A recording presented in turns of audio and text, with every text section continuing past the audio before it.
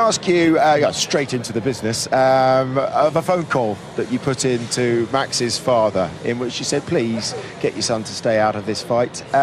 What were your reasons for doing that? Why did you feel that you must? No, it was different. I have a very good relationship with Jos, and I'm a silent fan of Max because I think Max is very good for Formula 1.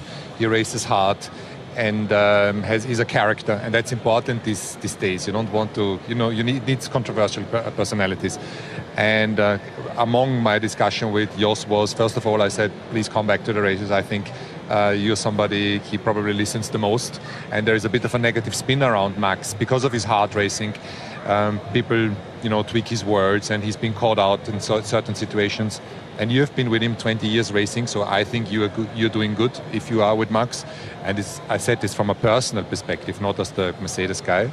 And number two is that we talked through a situation. Imagine the fight goes down to the wire between Nico and Lewis, and there is a hard maneuver, and Max loses it and shunts into one of our guys, and the championship is over.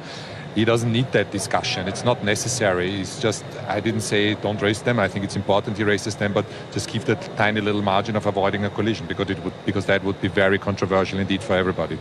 If I was a team boss and had your line of communication, I would have done exactly the same thing. But I would also understand Christian Horner going, what are you doing talking to my driver's dad? And maybe if he rang Keke Rosberg up and started talking stories, you'd be a bit miffed about that. But my point would be, you tell somebody not to do something like don't crash into us. It's a bit like saying don't think of a pink elephant, because the first thing that comes into your head is a pink elephant, isn't it? And if you don't race hard, if you think, oh, even subconsciously it's in your head, then you're going to run into that car. You know what, Martin? I couldn't care less. Honestly, if he runs into one of your cars?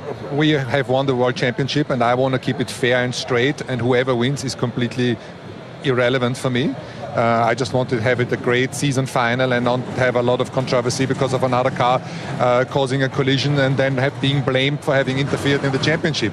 But fundamentally, I don't care. I did it probably out of a more holistic approach of sympathy for Max.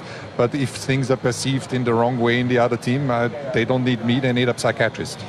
Yeah, but I think at the end of the day, the way that these drivers are going to go about their racing, they're not going to listen to what you say, because at the end of the day, they're only racing for themselves. So if they get involved, they're going to get involved. But I think you talking to his father, it comes across a little bit that you are trying to sort of control the situation between your two drivers and everybody else on the pack, to me.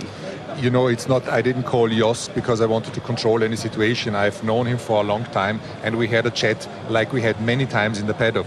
There are people who seem to get a little bit paranoid that when I'm having a conversation with somebody about various topics,